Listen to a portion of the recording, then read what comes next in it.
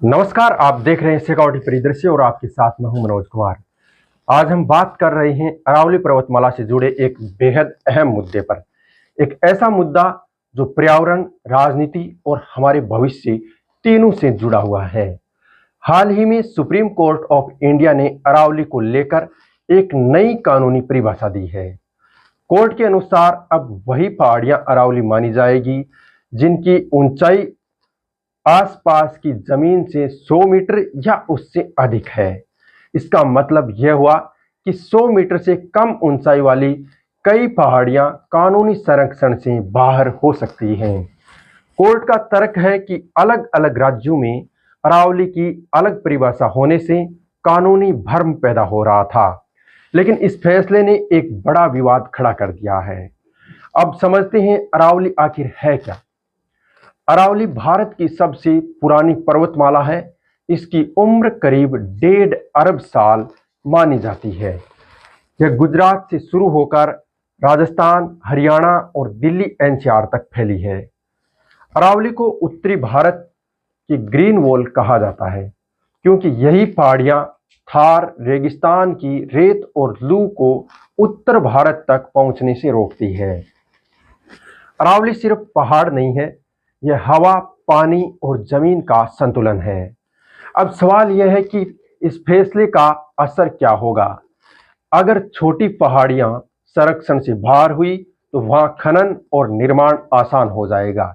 इसका सीधा असर पर्यावरण पर पड़ेगा। अरावली बारिश के पानी को जमीन के भीतर भेजती है। यही हमारे भूजल का मुख्य स्रोत है। अगर पहाड़ कमजोर हुए तो पानी का संकट तेजी से बढ़ सकता है। साथ ही धूल भरी आंधियां, गर्मी और प्रदूषण और ज्यादा बढ़ेंगी। अब आते हैं इस पर राजनीतिक प्रतिक्रियाएं किस तरह की आ रही हैं। इस फैसले पर राजस्थान के पूर्व मुख्यमंत्री अशोक गहलोत ने कड़ा विरोध जताया है। उन्होंने अपनी प्रोफाइल पर तस्वीर बदलकर #सेव अरावली अभियान का समर्थन किया है। उनका कहना है कि यह सिर्फ एक फोटो नहीं बल्कि उस परिभाषा के खिलाफ विरोध है जो 100 मीटर से कम ऊंचाई वाली पहाड़ियों को अरावली मानने से इनकार करती है। अशोक गहलोत ने चेतावनी दी है कि अरावली कुदरत की बनाई हुई ग्रीन वॉल है।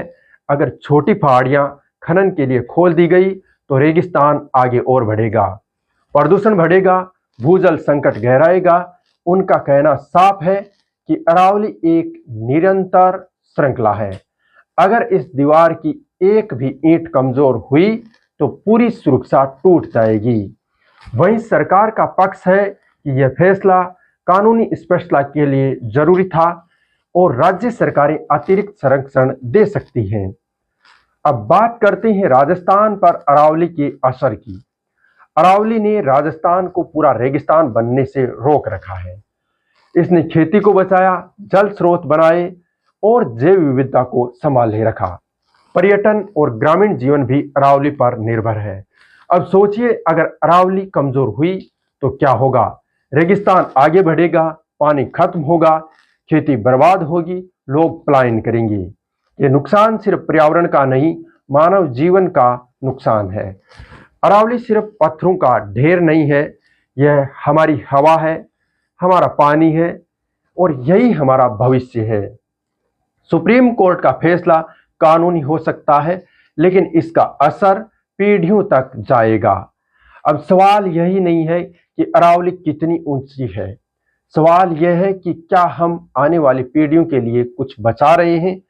अगर आपको यह जानकारी अच्छी लगी हो तो इस वीडियो को लाइक करें, शेयर करें और चैनल पर अगर आप नए हैं तो चैनल को सब्सक्राइब करें।